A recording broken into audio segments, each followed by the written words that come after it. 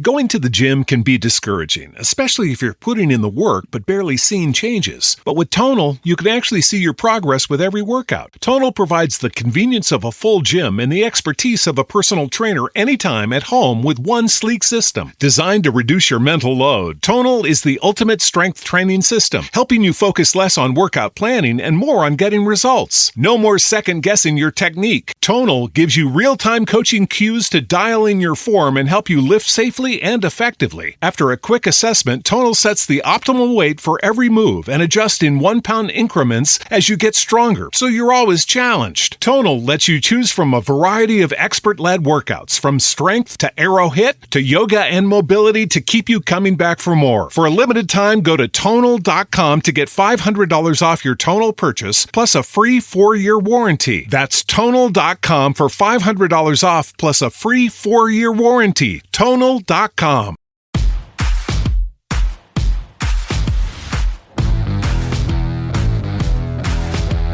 Welcome to the Dogs Podcast with your hosts, Blake Reneker, Justin Charles, and Josh All. Hey, what's up, Browns fans? Welcome back to another episode of the Dogs Podcast presented by Manly Bands. Josh All, your host today, and I've got Tom Moore, staff writer from dogsbynature.com, joining me on the episode today, and we are going to be talking a lot of stuff about the Browns, but primarily we're going to pick his brain on the new Dome Stadium project in Brook Park. Tom was introduced to me as kind of the stadium guru for Dogs by Nature, and from what he tells me, kind of just fell into that position, but you took it and ran with it, and now you're the guy with all the knowledge on this new project. So, Tom, how you doing today? All right. Thanks for having me on. Hopefully, we'll have a good talk here. I'll try not to put too much personal opinion behind what, and mostly keep with the facts. Well, we're going to want a little opinion, but definitely the facts as well. So before we dive into it, though, I do need to remind everybody that if you guys are looking to play fantasy football with us, I got to keep plugging this. Head over to jointhedogs.com, sign up on the Patreon page, get in there, play fantasy, all that fun stuff, and make sure that you're following us on all the socials at the Dogs Podcast, and go check out dogsbynature.com and everything that Tom's doing over there, including the stadium stuff. So I think let's kind of kick off with the most recent news. I guess would be this most recent lawsuit that was filed on this past Monday, correct? Mm-hmm. The one about the funding. Yeah. Can you kind of explain that to us? Yeah, that's there's two former state legislators who are claiming. So we'll back up for a second. So the state has pledged that they're going to contribute $600 million to the new stadium project. And Governor DeWine, I thought he actually came up with a really good idea to create. The state's creating the stadium fund. So when other pro teams come to the state, like the Bengals, the Cavs, Guardians, whoever, and say, we need money for stadiums, the state will have a pot of money already funded to help those people.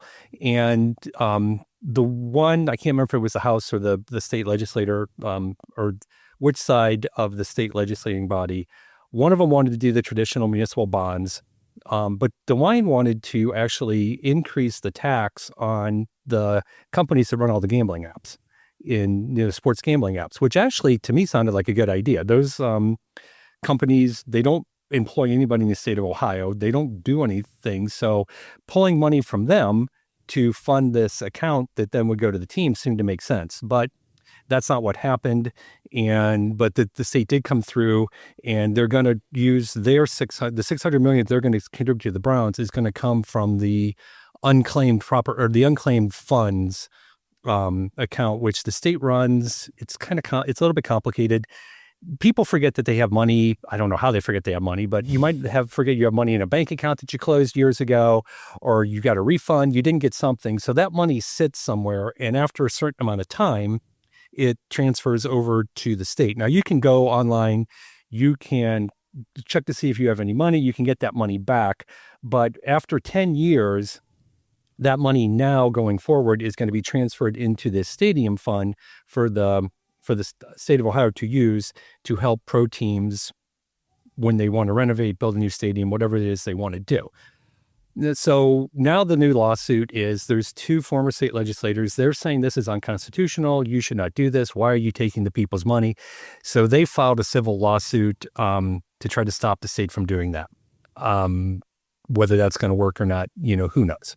It's, sometimes you think some of this stuff is probably a little bit of a PR move, but I guess on the one hand, it's nice to know that somebody is out there trying to look after, the money of the people from the state. But I'm thinking there's a high likelihood that up until a few weeks ago, or when this first came out, a large majority of people in the state had no idea this fund even existed.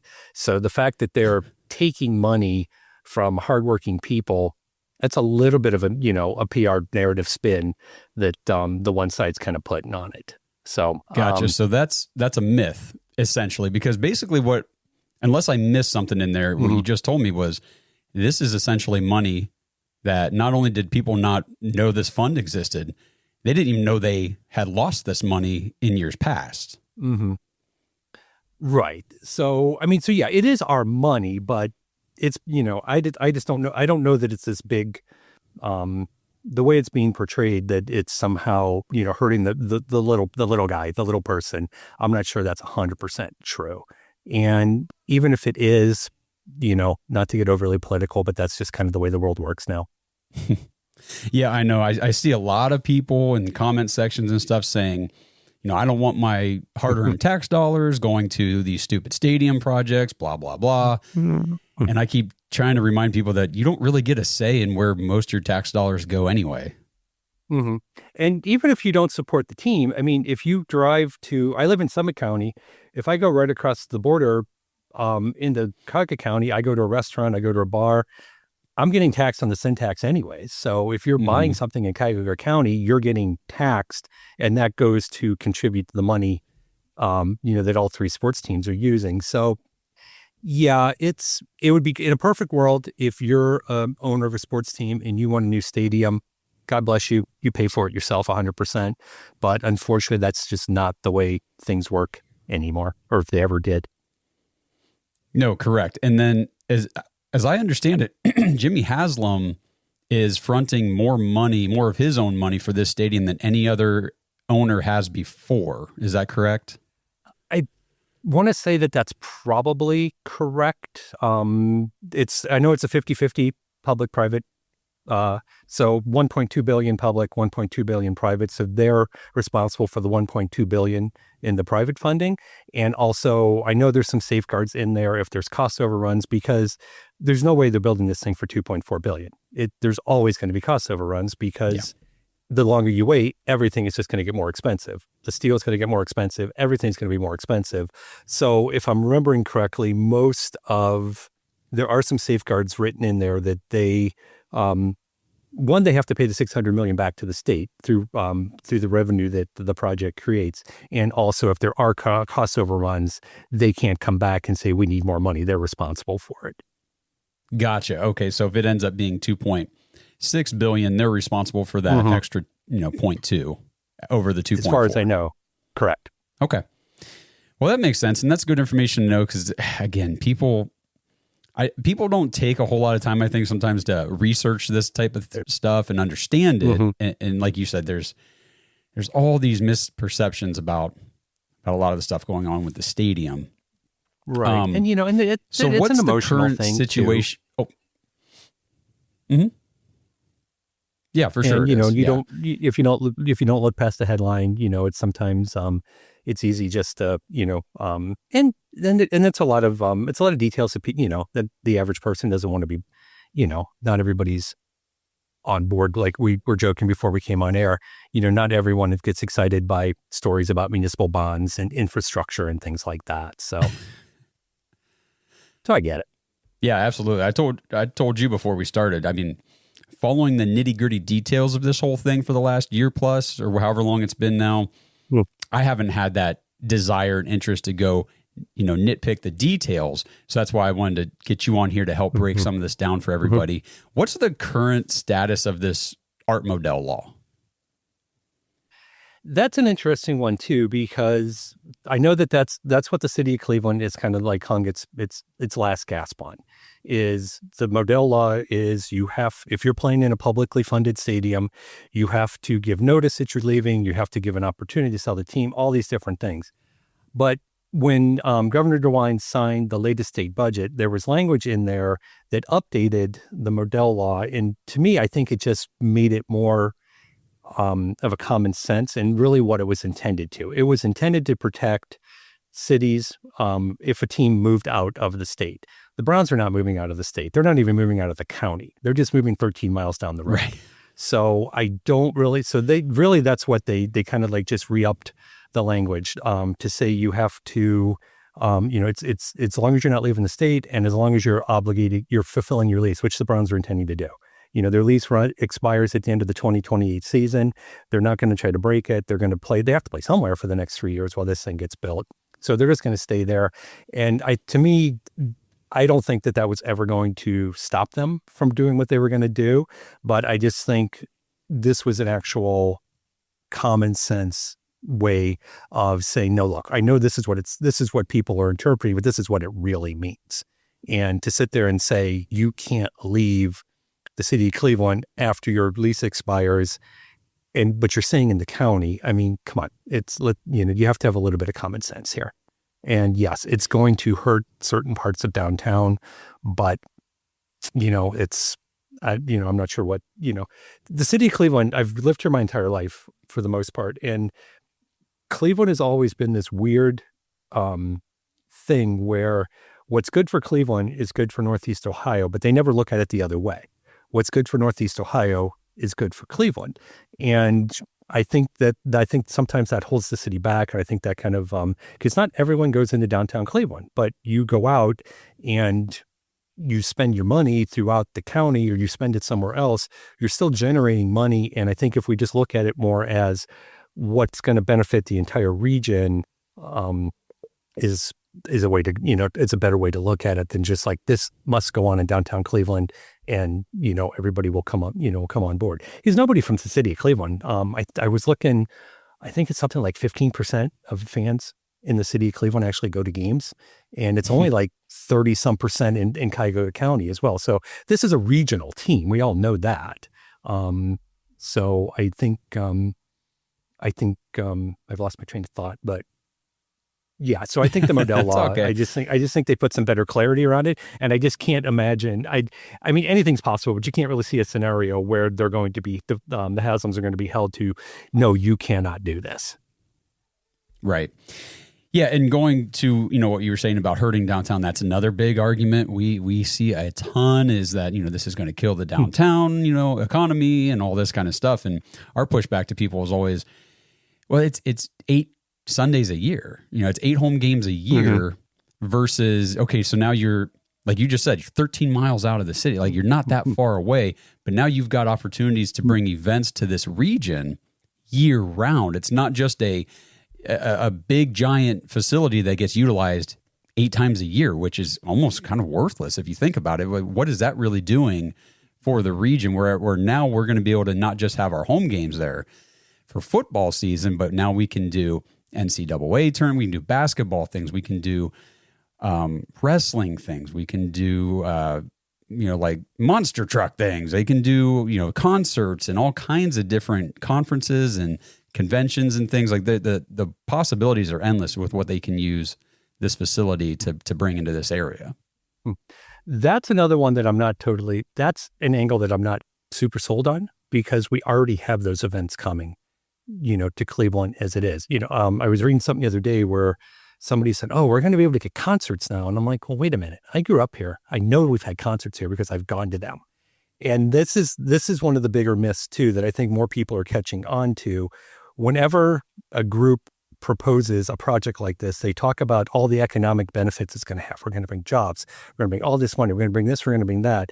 And people are starting to figure out, and more studies are coming out, that it's really just shifting money from one part of town to the other.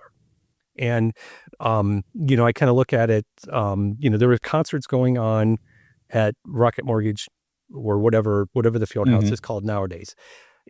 they might, if they go over to Brook Park, we're not getting any new concerts. They're just getting shifted over. And that money is going to stay in one very specific pocket because all the infrastructure on the new stadium is going to be owned by one specific person. So that money's just going to stay there. If you're rating a restaurant, you're parking, that's all going into the Haslam's pockets, where it gets spread a little bit more around. If you're going to a Guardians game, you're going to a concert, you're going to a Cavs game, it's all kind of spread around that. So, we'll see. I'm sure Cleveland will get one Super Bowl because the NFL will want to reward them for building a new stadium. Mm-hmm. But as we saw when the Cavs were in those finals 4 years in a row, the national media complained about having to come to Cleveland. And that was in the middle of June. Nobody wants to come to Cleveland in the middle of February. So they'll get their one Super Bowl, and that's probably going to be it. You might get a few other big events, but it'll be interesting to see if that actually does have the kind of impact that that some people seem to think it will. That's an interesting, I guess I had not really thought about it in terms of shifting those events from one place just to another. That's a really good point. This episode is sponsored by Manly Bands. Hey, if you guys missed the 4th of July sale from Manly Bands, they are extending the sale right now. Get over to manlybands.com and take advantage of the 30% off site-wide sale. And if you use promo code CAMP25, CAMP25, you will get an extra $25 off that order. Manly Bands is men's wedding bands reimagined, unique, handcrafted, and badass. Plus, they've got chains, necklaces, bracelets. Plus, they've got other awesome manly things like the Woodsman hatchet you can buy. They've got barware stuff. They've got watches and earbuds, lighters, pocket knives, all kinds of manly things for men. So get over to manlybands.com right now. Take advantage of the 4th of July sale that is being extended right now, 30% off site-wide, and use promo code CAMP25 to get an extra $25 off your order. That's manlybands.com/dogs. Since 1989, Mount Hope Fence has set the standard in outdoor living. From decks and railings to fences and patios, we've got you covered. Our lineup features top brands like TimberTech, AlumaGuard, Preferred Railing, and Unilock, along with our own premium Duralux vinyl products. For over 30 years, we've partnered with contractors ensuring reliable job site delivery. Discover quality and excellence in all things outdoors with Mount Hope Fence.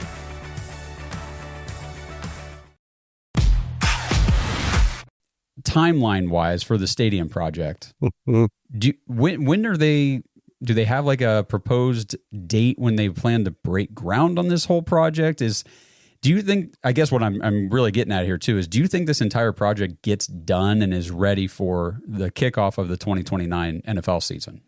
I would think so, unless something really drastic happens. From the very beginning, the Haslams have talked about the milestones they had to hit, and the biggest one was they had to have the state funding by now so that they can start working to have the thing done. I want to say the latest that they can start, they were saying like early 2026, they really had to start, digging and doing the thing. But as soon as that $600 million got approved, they went out, they purchased all the land in Brook Park that they need.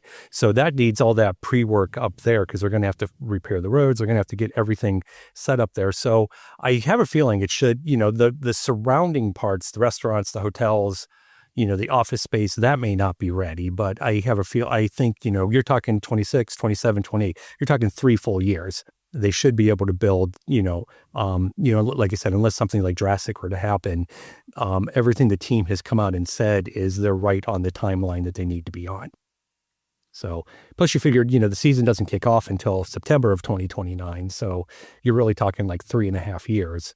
They have the whole summer of 2029 to, make sure the toilets work, make sure that, the lights turn on, make sure they do all that stuff that, has to be done, all that little last minute stuff. So, and I have to think, because Nashville, like what Nashville and Buffalo's timeline is with their current stadiums. And I think 3.5 years sounds reasonable for someone who's not in the construction business. Yeah, I know. With construction, it seems like things always end up going longer than what you planned, and it keeps getting pushed out further than expected. So I was just curious on that part. I know another thing people are worried about is playing on turf and things like that. Do you know, I guess I don't even know this. What do they have a plan? What kind of playing, turf are they going to have? Is it going to be grass and dirt somehow, or are they just going to use artificial? Because I think it's what Allegiant Stadium out in Vegas uses actual grass with dirt. Am I right? I think so. Maybe. I know Arizona has the system where they grow the grass outside on the trees, but obviously their weather is a lot more conducive to growing grass probably in like October, November, December. Yeah. From what I've read, I can't say off the top of my head if I can remember exactly if they've gotten that deep into like what the field itself will actually be. You'd hope it would be something. I mean, it's certainly not going to be artificial turf like you used to see in the Astrodome or, in Philadelphia. Hopefully it'll be somewhere better than what used to be in the old municipal stadium, which was, dirt painted green. Right. But I haven't seen, and, it's talking about the old stadium. I was thinking about this too. It's, it's interesting because like I said, growing up here, going to games there, even at the time, you knew it was a dump. The stadium was a dump, but it was kind of like our dump. And the new stadium, they had to build it quick. They had to build it cheap. There's nothing special about the new stadium. There's like no there. And like I said, I know I'm biased, but when you would go to the Browns games at the old stadium, there was just something special about seeing those orange helmets come out of the dugout prior to the game. And no matter how much smoke they shoot off, how many fake dogs they bring out, how many, flames they shoot off, it's just not the same at the new stadium. And I know some people are going to be like, oh, we have to be outside. We're going to miss this. We're going to miss that. But I just don't really know that there's just nothing fun or nostalgic. I don't think anybody, what's it been 30 years since the old stadium was, I don't think 30 years from now, people are going to be pining for Huntington Bank Field saying, oh, what a special experience it was. And part of that was because the Browns, for part of the time there, a lot of the time there, depending on when you grew up, they were winning, where they haven't been winning consistently in the new stadium. So I don't know that, how much people are going to be, like I said, looking fondly back at the old stadium if, for some reason the experience does not get better at the new one. Yeah, I was up at a game last year and, we were tailgating in the parking lot across from the stadium there. And I remember we were just looking over at the outside of Huntington Bank Stadium, and it's just falling apart. Like it just looks terrible. It looks dingy. I'm like, I can't believe this is a professional NFL stadium. And I'm sure not all of them look, state of the art or anything like that. There's definitely some older stadiums in the league, but man, it just sitting on the lake. It's just peeling, falling apart, rusting. Like everything just looks bad. It's tired. It's dated. They need to do something. And the reality is they can't, there's nowhere to build in downtown. There's nowhere, if they were going to redo a stadium from scratch, that's the spot they'd probably have to put it on. There's really nowhere else that you could put a brand new stadium. And as soon as, the past few years, the Browns have played, they've been to Indianapolis and seen their dome. They've been, obviously to Dallas a few times. They've been out in LA, saw SoFi. They were in Las Vegas and so, as an owner, if you're going to these other sites and you're seeing what's possible and what's out there, obviously you're going to want that. And either rebuilding or renovating the current stadium was probably not ever going to be feasible, even though the Haslams came out at first and just said, hey, we might be open to it, but you knew that they were never really going to be open to it. And honestly, we're going to get, I'm going to have to apologize. We're going to get a little bit serious here for a moment, then we'll go back to some fun. When they first talked about the possibility of renovating the stadium, the city of Cleveland said they would kick in $461 million to do that. But here's the reality about Cleveland. The city consistently ranks as the second poorest big city in the country. More than half its residents can't even afford the basics. And we're talking rent, food, utilities, childcare, medicine. We're not talking luxury apartments. We're not talking, multi-week vacations, yachts. We're talking like the basics. And you got a city that more than half the people can't do that. There are so many problems in this city that they have to deal with. If they have $461 million that they can give to a professional sports team owner lying around, there's a lot of other things they could be spending that money on. So I know Mayor Bibb, it doesn't look good. You don't want to be the mayor that lost the Browns, but you're not really losing them the way you lost them the last time. And I think that I think the city will be okay. Now you get in there, you tear down that stadium, and all of a sudden now you got an opportunity to build access to the lakefront that you don't have. That's the one thing. If you've ever been to Chicago and you see what they did with Navy Pier, people can get down there. There's public access. It's very limited, and it's always been, in Cleveland. This is a great opportunity for the city to say, okay, we know this kind of like sucks. We're going to admit it, but here we go. We're going to tear this thing down, and we're going to actually turn this into something that more people can use, and that can then actually be a benefit to the city versus, this thing that sits there empty. What are we, 350 some days out of the year. No, I like that a lot. Go ahead. Okay. And that's the serious part. We're done with that. So no, I mean, and the comparison to Chicago is a good one, at least for me. And if anybody out there has ever been to Chicago and you've gone down to the pier, like you kind of know what Tom's talking about here. It's really cool the way they have the access to the lakefront and everything down there. So much to do, and it's become a destination spot in that city where Cleveland could kind of have that same sort of thing. It's kind of what you're saying, right? Mm-hmm. Yeah. Yes. So, we've seen the videos, we've seen the renderings and everything that the Browns have been putting out to show everybody what they plan for this thing to look like. I guess my question for you then is, how close do you think the final stadium build, the development, the whole area of Brook Park that they put in the renderings, how close is it going to actually be to those renderings? I would say you probably with the stadium, it'll probably be pretty close. They seem, they've been working. It's not like they just made this up, in the in-house, marketing team, these renderings. They've been working with, an outside company, and I'm sure that they have a clear, and that's the other thing too. This has probably been in the works for a while. They've been working on what this could possibly look like. And there's no doubt it's going to be cool. Especially the first time, if you get to go there, it's going to be a lot different than you've ever experienced football in Cleveland before. The downside, the other side of that nobody's really going to know until it gets there is, what's the ticket price it's going to be? Teams cater to the corporate audience. They cater to the high end people. And that's really what, these new stadiums are all about, is getting that. And you just have to wonder if the average fan is going to be able to afford a ticket, especially if the team starts winning. Obviously if they're rolling through 4 and 13 seasons, those November, December games are going to be, you're going to be able to pick them up for, $10, $15. But, I was looking a little bit of research, and I found a story, and this is from looking at 2023. The league-wide average ticket price for that season was $121. In Las Vegas, which we've just talked about, a new stadium, new dome stadium, the average ticket price there is almost $169. And the average cost for a family of 4 to go to an NFL team, this is league-wide, is $632. So how many people in the Cleveland metropolitan Northeast Ohio region? That's a big ask for a lot of people. And that's just the average. So obviously there's people below, but some of these tickets are going to be priced, they're going to be priced pretty high.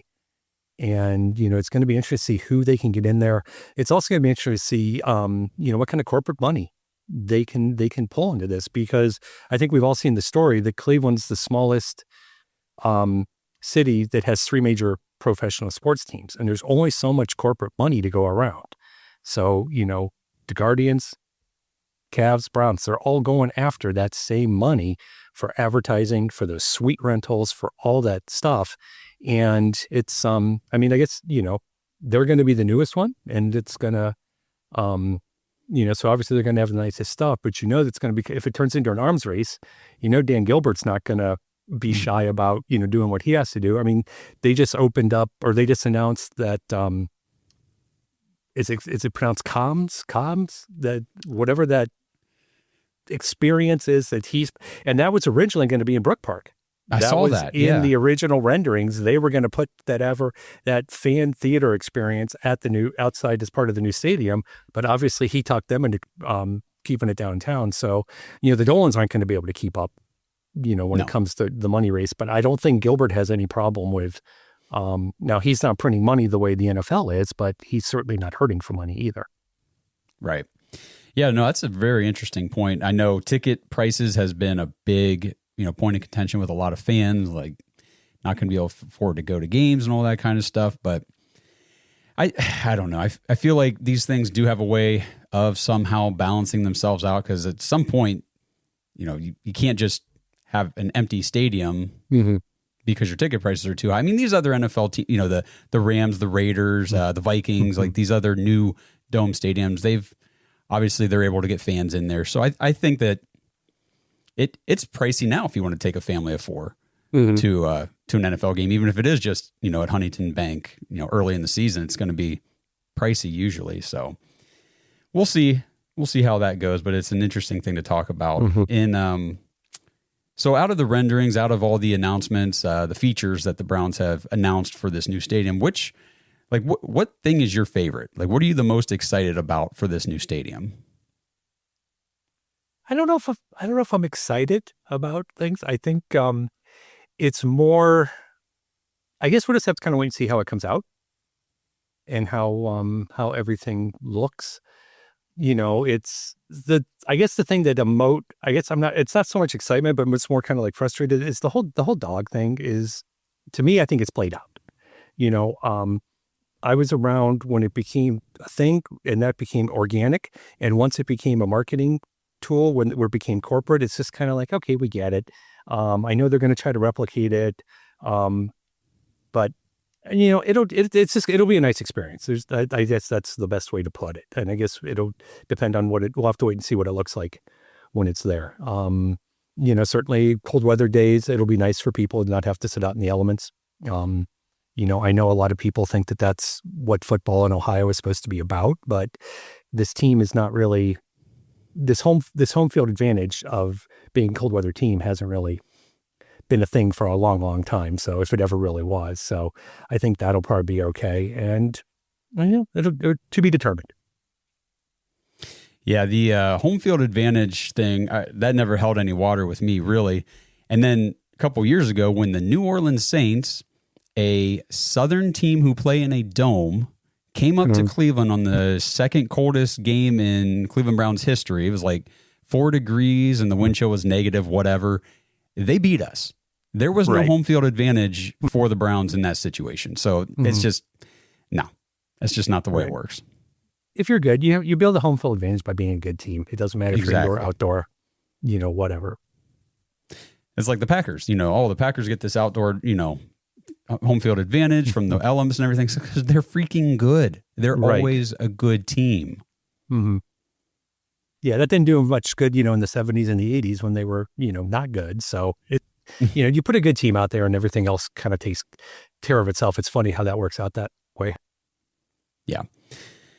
Okay, so as far as 2029, when the stadium, this is going to be kind of maybe a silly off the wall question here. Will the quarterback who starts for the Browns in 2029 in that new stadium, is that quarterback currently on the Browns roster, do you think? Probably not. Because we're talking, 4 years is a long time. And just look, if we were having this conversation in 2020, the answer would be yes. Because, we had the Browns had Baker Mayfield. And that went south. So, we could say, even if, let's step back. We know it's not going to be Joe Flacco. We can pretty much guarantee that. And I'd be willing to guarantee it's not going to be Kenny Pickett. Whether it's Dylan Gabriel or Shador Sanders, that's hard, that's a big ask because guys who get drafted in the 3rd, 4th, 5th, 6th round, they don't have long careers and they generally don't become starters. I know it's going to be exciting to see what they can do here in the preseason. So I'm going to say no. I think the quarterback for 2029 is he's still playing in college. And let's hope he's currently playing in college and not, because, you don't want to have a rookie necessarily roll out there week 1 in 2029, but you never know, Yeah. I mean, I guess it depends on who Jane it is Daniels, too and sure. how the situation goes, man. Exactly. Yeah.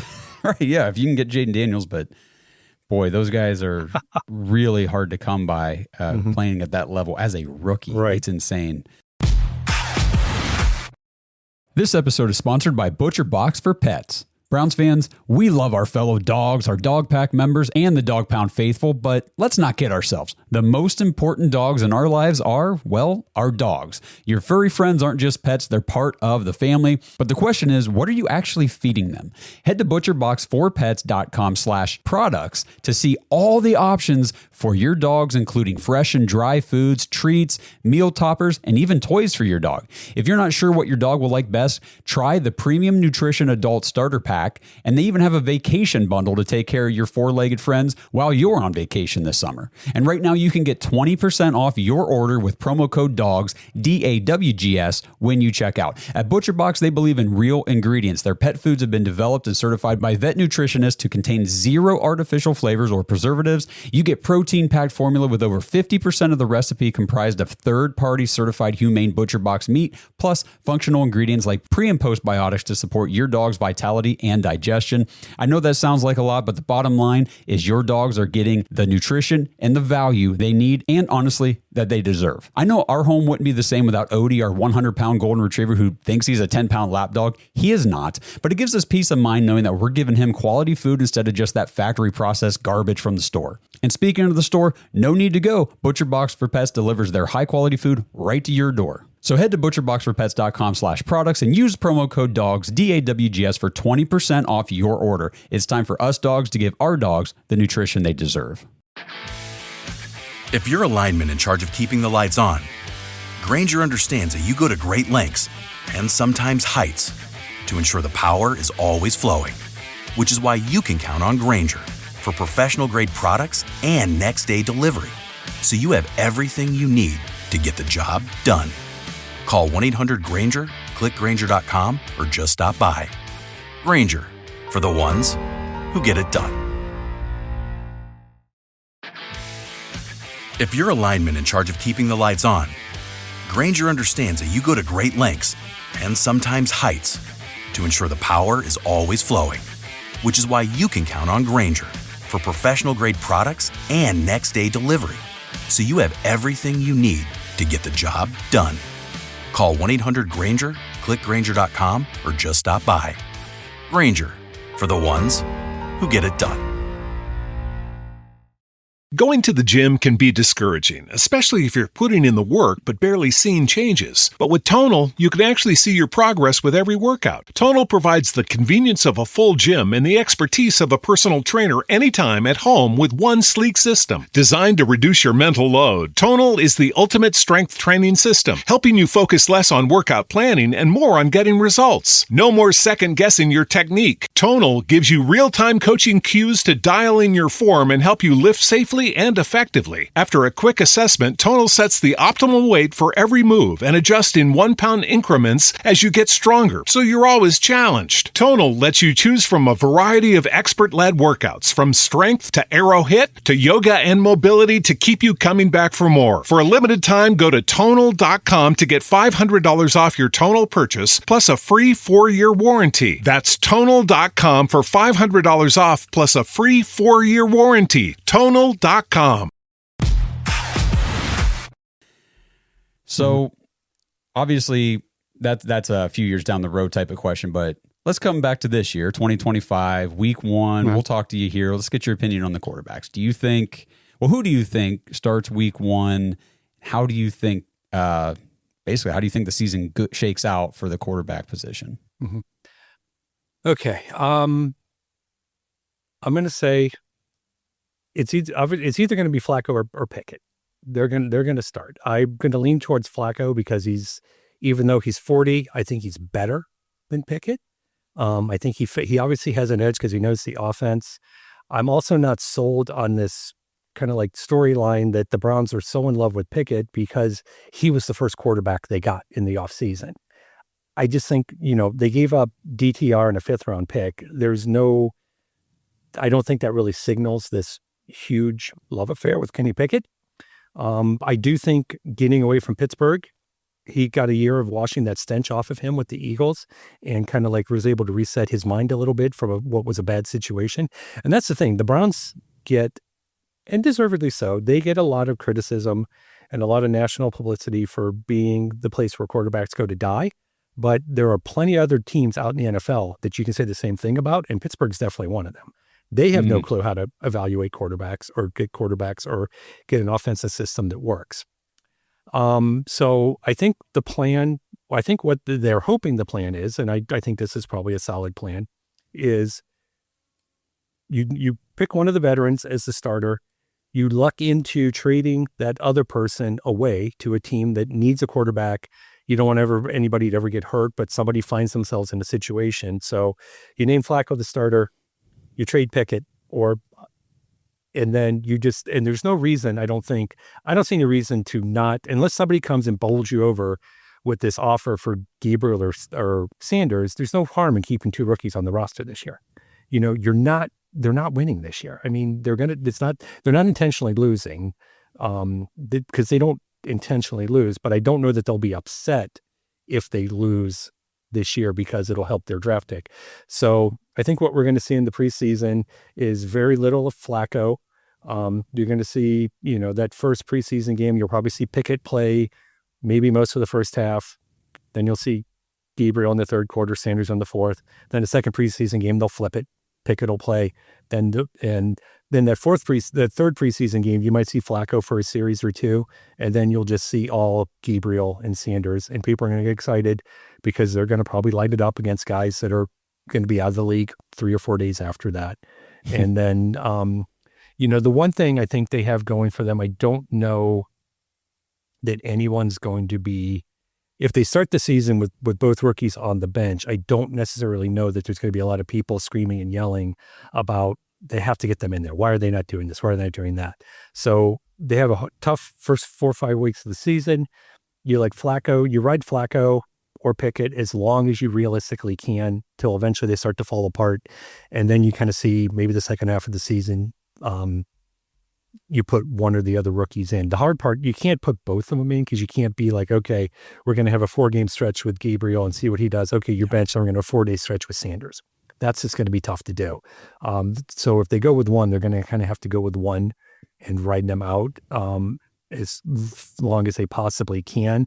And it's going to be tough on the 2 of them, but and it's going to be tough on the coaching staff to evaluate, but that's part of why they're all being paid what they're being paid to do. They have to figure this out. And, I think they need to at least have some kind of realistic sense of what those 2 guys have as they prepare for next season. And having, you hope Jacksonville has a bad season. Everybody's kind of expecting the Browns to have a bad season. So if you're sitting there next April with picks 1 and 3, picks 2 and 4, you have a chance to fix whatever holes you need to fix. You just have to hope there's some quarterbacks that are going to be available. And from, early projections, it sounds like there should be some people that are going to be worth picking. Fingers crossed. If that ends up being the way things go, and maybe that's even just the mindset of the front office and everything as well, we've got these 2 picks for next year. I think a lot of fans are going to be, I know a lot of fans already are upset about the 3rd round pick used on Dillon Gabriel, considering some of the other needs we had on the team and some of the other players that were on the board at the time.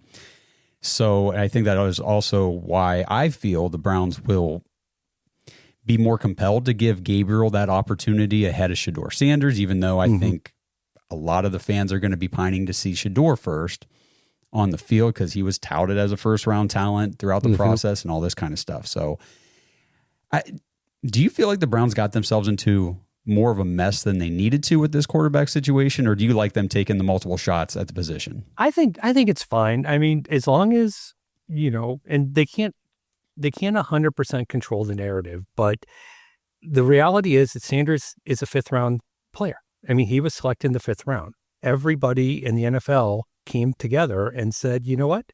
We're not going to pick this guy. There were plenty of teams that needed quarterbacks, and and I don't think he's a distraction. I know there was a lot of, stories coming out prior to the draft and I just think if you take away his last name, he's just another 5th round quarterback. And I really don't think there's going to be that huge of an outcry or any kind of like huge thing if he doesn't play this year, or he plays and he struggles. And the biggest check mark against Gabriel seems to be his height. I mean, he's experienced. He played at a high level. Everybody around here thinks the Big Ten is like the greatest thing in the frickin' world. And he went out and he lit it up last year. And, he's Big Ten Offensive Player of the Year. He obviously must know something. If Ohio State fans are to be believed, and the Big Ten is this super powerful, conference that you have to have a monumental effort to succeed in, then he did it. He checked that box. The problem is he's just short. And, you know how we love our short quarterbacks around here. People lose their mind about stuff. The first time he gets a ball batted down, people are going to be screaming that he doesn't know. But here's the whole thing. I'm trying to make this analogy fit. I always think back to when the Browns had Kosar, and Kosar, when he had to run, he didn't look good to it, but he could move around the pocket as he needed to. But the thing is, it's not like he was a running quarterback. He wasn't Randall Cunningham. And then you get a knee injury, and all of a sudden you lose that aspect of your game, and you got to adjust. Kosar could never run, so he figured out a way to make it work. Gabriel has never been tall. It's not like he woke up the day after the draft and he lost 5 inches of height.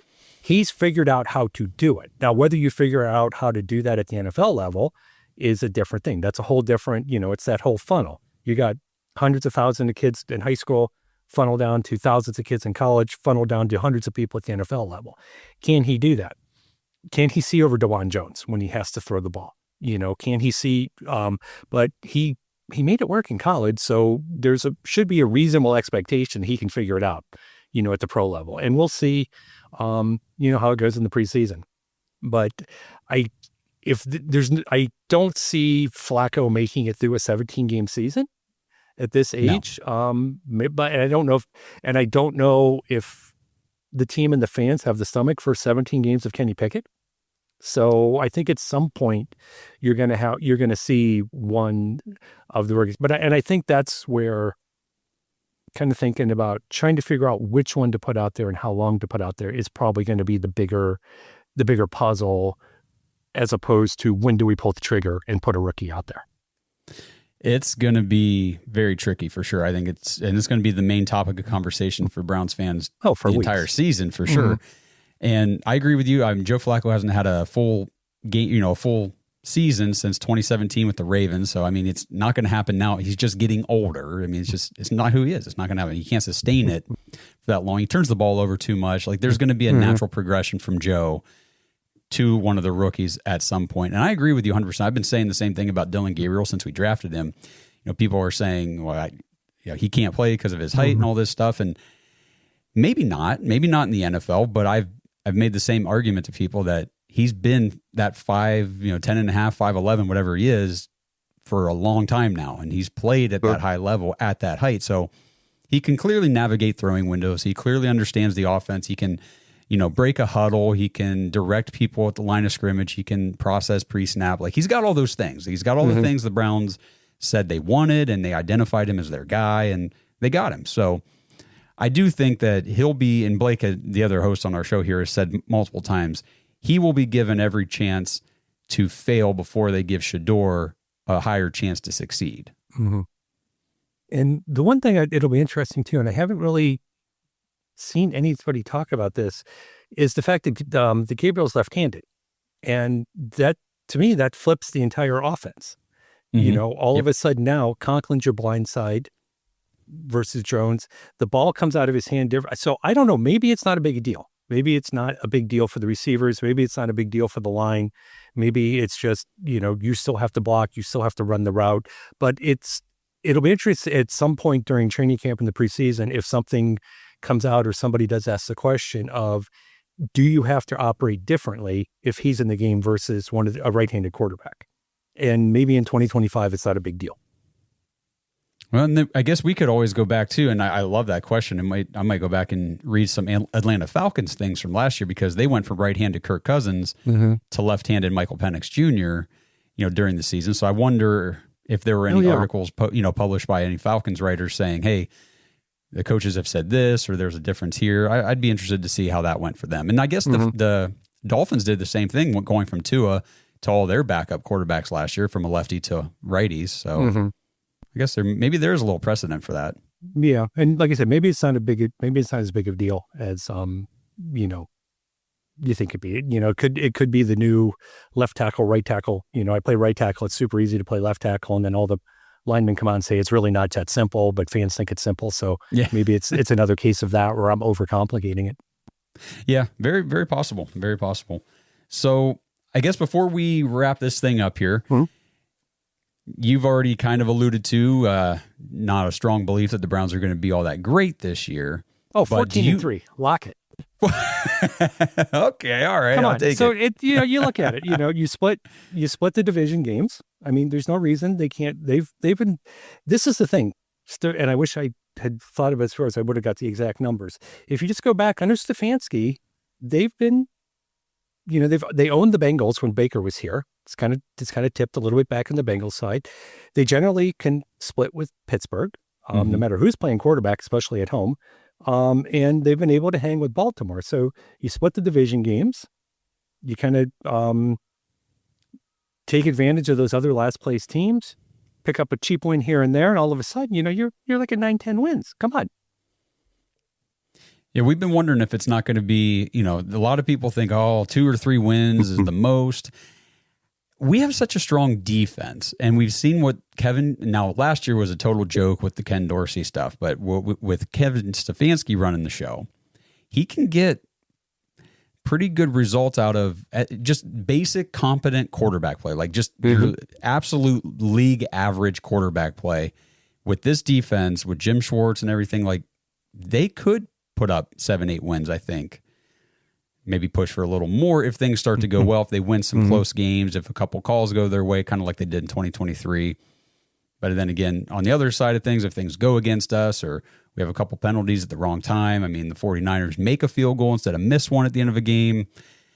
Football, especially at the NFL level, it is truly a game of inches. I mean, I think the average margin of victory is like 3.5 points or something like that. It's about a field goal. It's pretty tight. It's tight, and most games are one-score games, so the Browns are going to have to find ways to win those close games if they want to have that 500 or, maybe even above 500 record this year. Sure, and this is the time of year to be optimistic. Why be negative now? We got plenty of time from September to December to be negative. But that's the thing. If the defense can they don't have to go back to being like a top 3 defense. They just have to go back to not being an incompetent defense. Play well, but the offense has to do its part. All these 3 and outs, all these turnovers. I mean, it did wear down and kill the defense, but now you got if the offensive line can stay healthy, they can revert to having a pro power running game where it's predominantly running the ball. They have 2 rookie running backs. These guys should have no problem finding success. You just pound the ball on that, hold on to the ball, limit how many times the opposing offense has it, pass when you have to, and we're back to Marty ball in the mid-'80s. And that worked. Now, can that work in today's NFL? Yeah, probably not long-term. Can it work for a good chunk of this season? Maybe. Stop with the pick sixes, which, I was going to say, they don't have Winston anymore, but they got Flacco back. And, so. He's good at that too. But at least he's better than Winston. He's less irritating than Winston. But that's the thing, control the ball, just get everybody calmed down, take a couple of shots here and there. Judy should be fine. I think the receivers have the potential to be better than they were last year and a little better than people are expecting them to be. But a lot of that hinges on Tillman staying healthy and, showing that production he had last year was not a fluke. But whether the other wide receivers pan out or not, Deontay Johnson, some of these other younger guys, that may not matter as much because you still got Njoku. You got the tight end they just drafted from Bowling Green, Fannin, whose name is, So all of a sudden now those guys, and then they've been talking about Dylan Sampson, how he can operate out of the slot and how he can work, catching the ball in the backfield.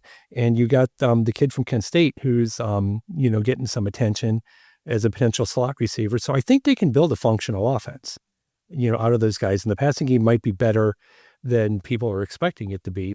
So you put all those things together and let's see what they can do. You walk out of September 0-4, as you're getting on the plane to go to London, that's going to be a little bit rough, but we'll see how it goes. Yeah, I definitely have a lot more optimism, me personally, for just the week 1 opening game in Cleveland against the Bengals. Because like you said, sure. It wasn't even just under Baker. It's pretty much under Kevin since he's been here. I throw last year out because to me, that was, they took Kevin out of the equation and you saw what happened. Kevin back leading the team, leading the offense, doing his thing. I mean, he has pretty much had the Bengals number. And, in Cleveland, like I just remember back in 2023, like it wasn't even a contest. We dominated them from start to finish.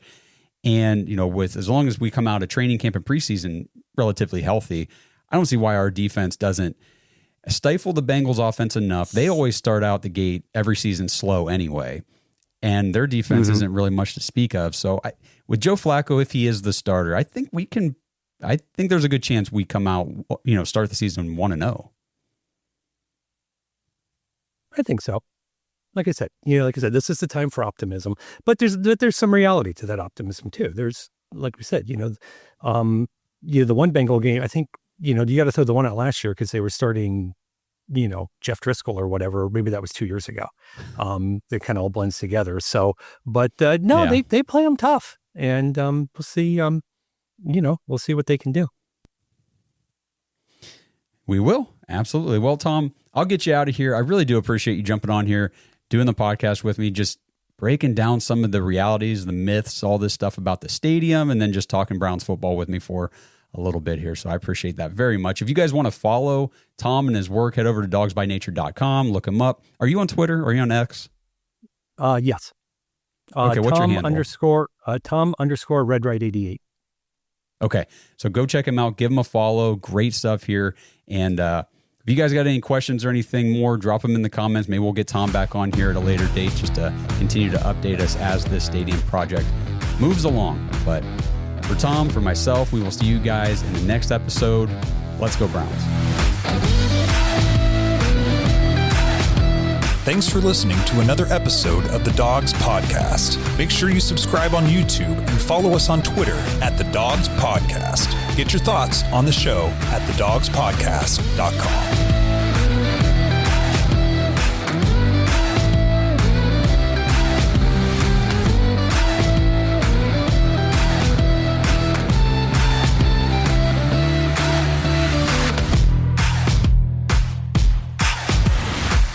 This episode is sponsored by Southern New Hampshire University.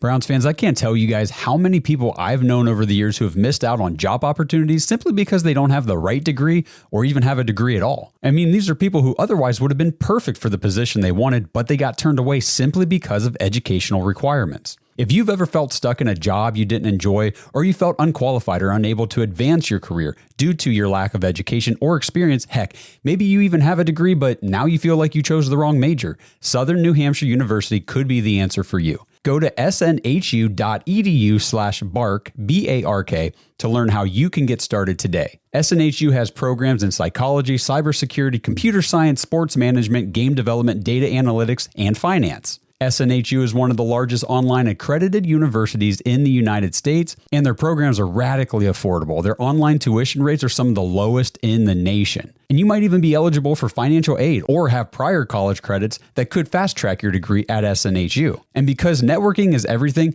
your courses are taught by faculty with real world experience, so you'll have opportunities to connect with people inside the industry. And then when you graduate, SNHU will still be there to help you as you begin your job search. So if you're ready for something new, head over to snhu.edu/bark and learn how you can get started working toward your new career today.